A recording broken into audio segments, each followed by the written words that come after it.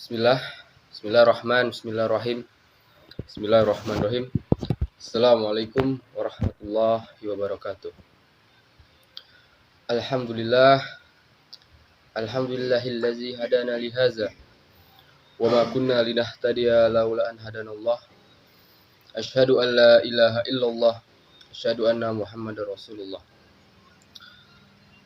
Allahumma shalli ala sayyidina Muhammad wa ala ali sayyidina Muhammad.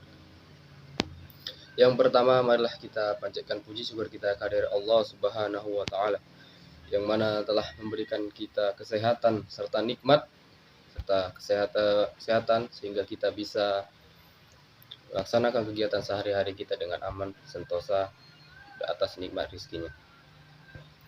Dua salawat serta salam tak lupa kita junjungkan kepada Nabi besar kita Muhammad Sallallahu Alaihi Wasallam yang mana telah membawa kita dari alam kegelapan dan jahiliyah ke alam yang terang benderang yang kita rasakan ini dan kepada jalan yang lurus. Baiklah, bertujuan saya membuat video ini untuk melengkapi tugas video tafsir Tarbawi saya Febriansyah dari kelas PBAD, yaitu surat Al-Baqarah ayat 183 sampai 184. Baiklah, sini kita akan bacakan ayatnya terlebih dahulu.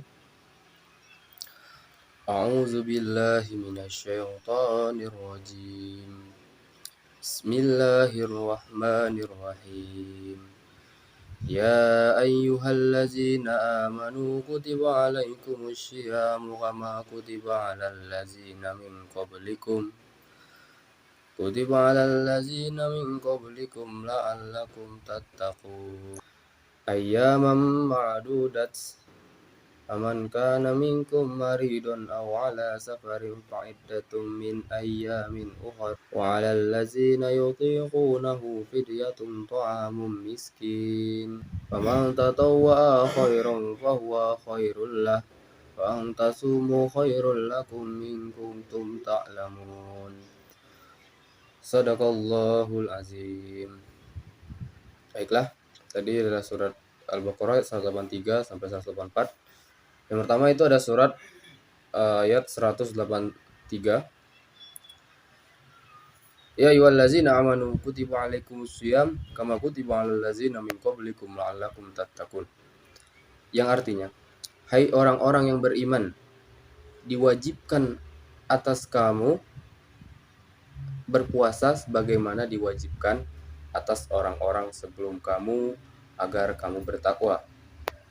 Kemudian ayat 184 yaitu ayyaman ma'dudat faman kana minkum maridun aw ala safarin fa iddatun min ayyamin ukhra wa 'alal ladzina yutiqunahu fidyatun ta'amun miskin faman tatawwa'a khairan fahuwa khairul lah wa antasumu khairul lakum in kuntum ta'lamun. Yang artinya yaitu dalam beberapa hari yang tertentu, maka barang siapa di antara kamu sakit atau dalam perjalanan lalu ia berbuka, maka wajiblah baginya berpuasa sebanyak hari yang ditinggalkan itu pada hari-hari yang lain. Dan wajib bagi orang-orang yang berat menjalankan puasa, jika mereka tidak berpuasa, membayar fidyah, yaitu memberi makan orang miskin. Barang siapa yang dengan kerelaan hati atau ikhlas mengerjakan kebajikan, maka itulah yang lebih baik baginya, dan berpuasa lebih baik bagimu jika kamu mengetahui. Seperti kita ketahui, ayat ini adalah menjelaskan tentang puasa. Para ulama banyak memberikan uraian tentang hikmah berpuasa.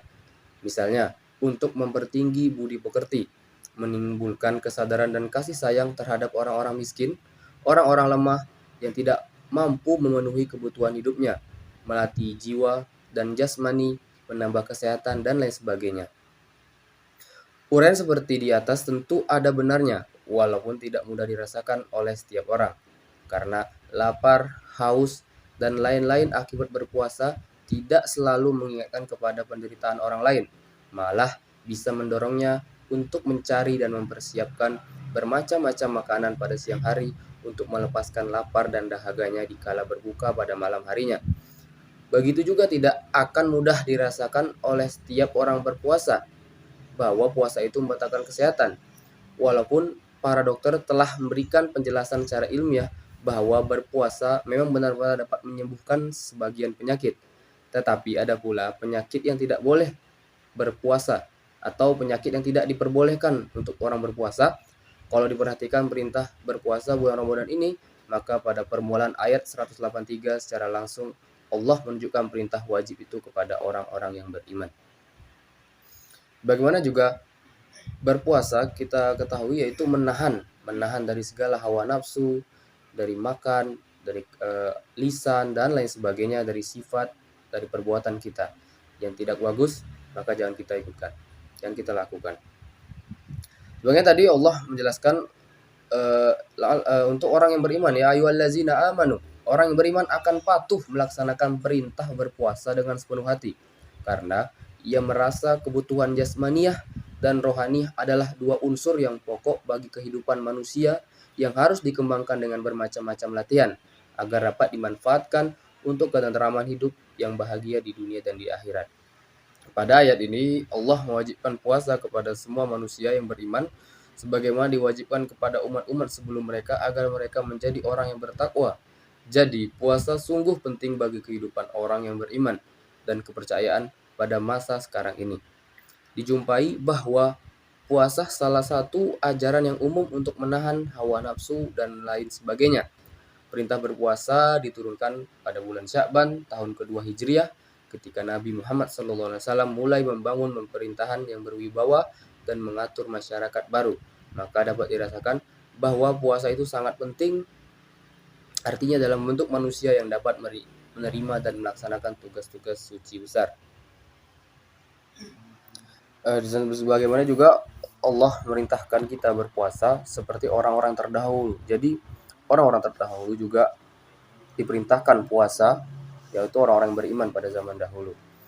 Kemudian pada ayat ini disebutkan juga tujuan dari berpuasa yaitu agar bertakwa pada Allah Subhanahu wa taala, di mana takwa ini ialah orang yang diangkat oleh Allah Subhanahu wa taala, orang yang paling dilindungi, disayangi, intinya orang yang telah dikatakan baik. Jadi tujuan dari puasa sebenarnya adalah supaya kita bertakwa, supaya kita dilindungi, ditolong oleh Allah Subhanahu wa taala dan semoga kita menjadi orang-orang yang bertakwa. Kemudian pada ayat 184 ayat 184 ini menerangkan bahwa puasa yang diwajibkan ada beberapa hari, yaitu pada bulan Ramadan. Menurut jumlah hari bulan Ramadan 29 atau 30 hari. Nabi besar Muhammad SAW semenjak turunnya perintah puasa sampai wafatnya, beliau selalu berpuasa di bulan Ramadan selama 29 hari, kecuali satu kali saja bulan Ramadan genap 30 hari. Sekalipun Allah telah mewajibkan puasa pada bulan Ramadan kepada semua orang yang beriman, namun Allah yang Maha Bijaksana memberikan kita keringanan kepada orang-orang yang sakit dan musafir untuk tidak berpuasa pada bulan Ramadan dan menggantinya pada hari-hari lain di luar bulan tersebut. Pada ayat tersebut tidak dirinci jenis atau sifat batasan dan kadar sakit dan musafir itu, sehingga para ulama memberikan hasil ijtihadnya masing-masing antara lain sebagai berikut. 1. Diperbolehkan tidak berpuasa bagi orang yang sakit atau musafir tanpa membedakan sakitnya itu berat atau ringan. Demikian pula perjalanan jauh atau dekat. Sesuai dengan bunyi ayat ini, pendapat ini dipelopori oleh Ibnu Sirin dan Daud Az-Zahiri. Yang kedua, dibolehkan tidak berpuasa bagi setiap orang yang sakit yang benar-benar merasakan kesukaran berpuasa atau kesusahan berpuasa karena sakitnya. Ukuran kesusahan ini diserahkan kepada rasa tanggung jawab dan keimanan masing-masing. Pendapat ini dipelopori oleh sebagian ulama tafsir. Kemudian yang ketiga, dibolehkan tidak berpuasa bagi orang yang sakit atau musafir ketentuan-ketentuan. Apabila sakit itu berat dan akan mempengaruhi keselamatan jiwa atau keselamatan sebagian anggota tubuhnya atau menambah sakit bila ia berpuasa. Juga bagi orang-orang yang musafir apabila perjalanan itu dalam jarak jauh yang ukurannya paling sedikit 16 farsah atau kurang lebih 80 km. Jadi menurut ulama ada batasnya untuk orang musafir, yaitu 16 farsoh, kurang lebih 80 km. Jadi apabila sudah lebih dari 80 km, itu kita boleh namanya tidak berpuasa dan menggantinya di hari lain. Tetapi apabila tidak lewat, maka tidak sah syarat musafirnya. Kemudian yang keempat, tidak ada perbedaan pendapat mengenai perjalanan musafir, apakah dengan berjalan kaki atau dengan apa saja, asalkan tidak mengerjakan perbuatan maksiat. Sesudah itu Allah menerangkan pada pertengahan ayat 184 yang terjemahannya itu, dan wajib bagi mereka orang-orang yang berat menjalankannya atau jika mereka tidak berpuasa membayar fidyah, yaitu memberikan makan orang miskin. Menurut ayat itu 184, siapa yang benar-benar merasa berat menjalankan puasa, ia boleh menggantinya dengan fidyah walaupun ia tidak sakit dan tidak musafir. Demikian pula orang-orang yang berat mengerjakan puasa itu ialah seperti satu, orang tua yang tidak mampu berpuasa. Bila ia tidak berpuasa, diganti dengan fidyah. Orang yang sudah tua dari fisiknya, umurnya, dan segala macam. Kemudian yang kedua ada wanita hamil dan yang sedang menyusui. Menurut Imam Syafi'i dan Ahmad, bila wanita hamil dan wanita yang sedang menyusui khawatir akan terganggu kesehatan janin bayinya, lalu mereka tidak puasa, maka wajib atas keduanya mengkodok puasa yang ditinggalkannya dan membayar fidyah. Kemudian bila mereka khawatir atas kesehatan diri mereka saja yang terganggu dan tidak khawatir atas kesehatan janin bayinya, atau mereka khawatir atas kesehatan dirinya dan janin bayinya, lalu mereka tidak puasa, maka wajib mereka dikodok puasa saja. Sedangkan menurut Abu Hanifah, ibu hamil yang sedang menyusui dalam semua hal yang disebutkan di atas cukup mengkodok puasa saja. Kemudian orang-orang sakit yang tidak sanggup berpuasa dan penyakitnya tidak ada harapan akan sembuh, hanya diwajibkan membayar fidyah. Ini seperti sakit yang sudah berat dan kemungkinan sembuhnya sedikit, apalagi koma seperti dan lain-lain sebagainya.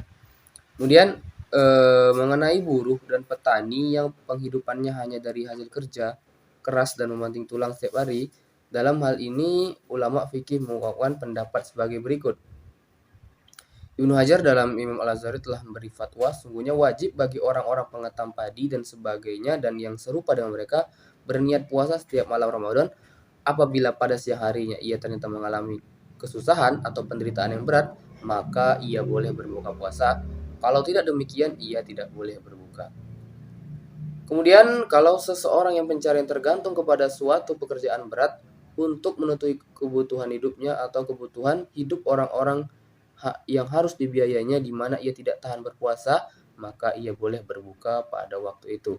Dengan arti ia harus berpuasa sejak pagi. Di akhir ayat 184 menjelaskan yang berbunyi, faman tatawwa'a khairan fahuwa khairul lah wa an tasumu khairul lakum in kuntum ta'lamun. Barang siapa yang dengan kerelaan hati mengerjakan kebaikan, maka itulah yang lebih baik baginya, dan berpuasa lebih baik bagimu jika kamu mengetahuinya. Akhir ayat tadi menjelaskan orang dengan rela hati mengerjakan kebajikan dan membayar fidyah lebih dari ukurannya atau memberi makan lebih dari seorang miskin, maka perbuatan itu baik baginya. Sudah itu Allah menutup ayat ini dengan menekankan bahwa berpuasa lebih baik daripada tidak berpuasa. Baiklah, tadi itu tafsir dan penjelasan semuanya. Jadi kesimpulan dari ayat ini yaitu pertama, kewajiban untuk berpuasa, yaitu tadi ya allazina amanu kutiba alaikumusiyam. Jadi wajiblah untuk orang beriman untuk berpuasa seperti orang-orang terdahulu, karena orang terdahulu juga berpuasa. Kemudian juga puasa ini diwajibkan kepada orang sebelum kita, bahwasannya orang beriman juga berpuasa tadi. Di juga ayat ini disebutkan tujuan dari berpuasa, yaitu agar kita bertakwa. Nah, jadi tadi yang terakhir alal ladzina yaqulun la'allakum tattaqun, agar kalian lebih bertakwa. Kemudian ayat selanjutnya, ayat ini menjelaskan beberapa hari tertentu, ayyam ma'dudat, hanya hari-hari tertentu, dan karena tidak setiap hari, karena Rasulullah melarang kita untuk berpuasa. Sungguhnya Rasulullah berpuasa dan berbuka, tidak boleh setiap hari. Kemudian ada juga rukhsah, boleh rukhsah ya, boleh tidak berpuasa dengan ketentuan antara lain. Yang pertama, kodok, sakit atau musafir. Bagi orang itu mereka harus mengganti puasanya di hari yang lain. Jadi tadi ada rukhsah juga ya, apabila tidak mampu berpuasa. Kemudian fidyah. Fidyatun ta'amu miskin, memberi orang makan orang miskin. Orang tua atau hamil, orang ini harus membayar fidyah atau denda tersebut berupa memberi makan orang miskin. Lebih baik jika kita puasa dengan rela hati mengurangi kebajikan. Puasa itu lebih baik bagi kita jika kita mengetahuinya. Jadi kesimpulan pendidikan juga di sini ada pendidikan ibadah, di mana kita diberitahu untuk melaksanakan ibadah puasa. Status hukum di mana dijelaskan bahwasannya hanya wajib bagi kita melakukannya. Kemudian di sini juga menjelaskan tentang sejarah dan tujuan. Dijelaskan sejarahnya, yaitu puasa ini telah diwajibkan bagi orang-orang sebelum kita. Ayat ini juga menjelaskan dari tujuan berpuasa itu sendiri, yaitu agar kita menjadi orang yang bertakwa. Kemudian ada kufiat atau teknis, dijelaskan pada ayat ini tentang waktunya. Orang-orang diperbolehkan tidak berpuasa dengan keadaan-keadaan tertentu, dan juga menjelaskan apa dendanya jika tidak melakukan puasa tersebut. Demikianlah tafsir tadi. Apabila ada salah-salah kata, mohon dimaafkan. Semoga berkah selalu, sehat selalu semuanya. Saya Febriansyah pamit undur diri. Wabillahi taufiq wal hidayah. Wassalamualaikum warahmatullahi wabarakatuh.